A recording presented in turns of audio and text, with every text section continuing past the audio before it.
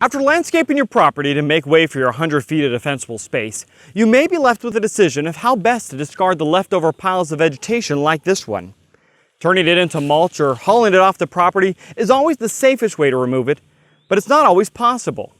So during certain times of the year and in certain parts of the state, you may decide to burn the clippings instead. But burning landscape debris does come with inherent risks.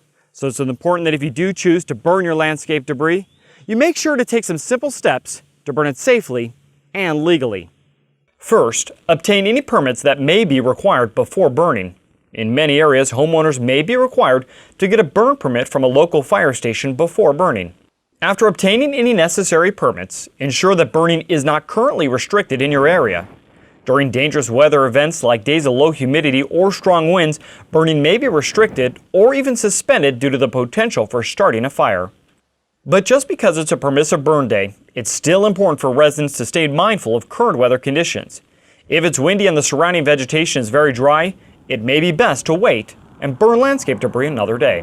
When you're finally ready to prepare your landscape debris pile for burning, begin by creating a minimum of 10 feet of clearance free of all flammable materials surrounding where you plan to build your pile.